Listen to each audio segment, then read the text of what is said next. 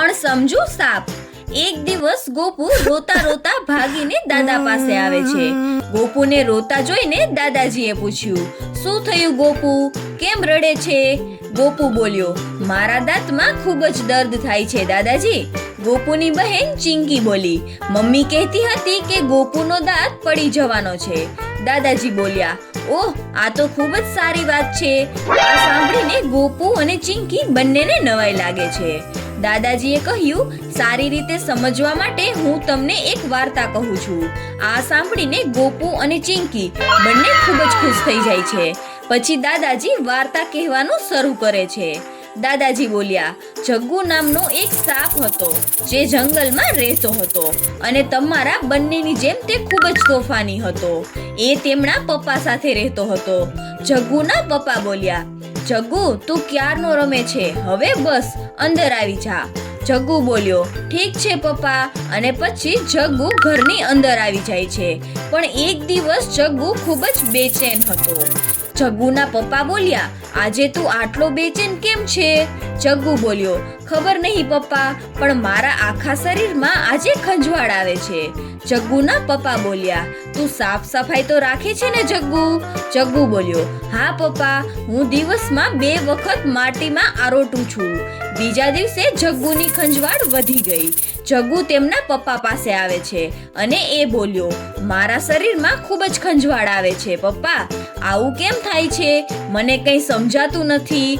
જગ્ગુના પપ્પા બોલ્યા કે મને ખબર છે તને શું થાય છે, એ તું મોટો થાય છે। જગ્ગુ બોલ્યો, પણ આ સહન નથી થતું હવે।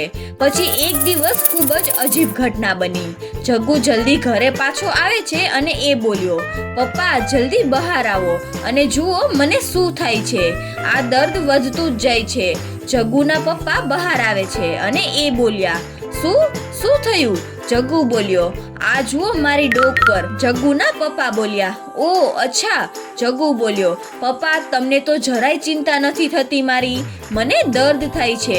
જગ્ગુના પપ્પા બોલ્યા, મને ખબર છે, પેલો પથ્થર દેખાય છે ત્યાં જઈને તારી ડોકને પથ્થર પર ઘસ। જગ્ગુ બોલ્યો, શું? જગ્ગુના પપ્પા બોલ્યા, જેમ હું કહું છું તેમ કર। જગ્ગુ બોલ્યો, પપ્પા તમે મને એવું કરવા માટે કેમ કહો છો કે જેનાથી મને વધુ દર્દ થશે? જગ્ગુના પપ્પા બોલ્યા, જગ્ગુ જા અને એ કર જે મેં તને કહ્યું છે, અત્યારે જ જા। પછી જગ્ગુ તેના પપ્પાના કહ્યા પ્રમાણે પેલા પથ્થર તરફ જાય છે અને એમની ડોકને પથ્થર પર ઘસે છે। જેમ જગ્ગુ એમની ડોકને પથ્થર પર ઘસે છે એમ તેમના શરીર પર રહેલી ચામડી અલગ થતી જાય છે અને છેલ્લે આખા શરીરની ચામડી જગ્ગુથી અલગ થઈ જાય છે। જગ્ગુ બોલ્યો, પપ્પા આ તો જાદુ છે, હું તો સાવ નવો સાપ બની ગયો છું।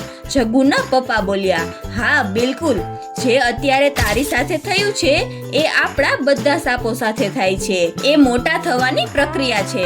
આપણે આપણી જૂની ચામડી સાથે ઢકાયેલા હોઈએ છીએ અને આ દર્દને સહન કરીને આપણે કીટાણુથી ભરેલી જૂની ચામડીને છોડીને નવી ચામડીમાં આવી જઈએ છીએ।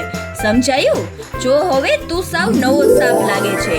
જગ્ગુ બોલ્યો, હા પપ્પા, હવે મને સમજાઈ ગયું, હવે હું જઈને મારા મિત્રોને પણ નવી ચામડી બતાવીશ। પછી દાદા બોલ્યા, આ જ રીતે તારો પણ આ જૂનો દાંત પડીને નવો આવશે।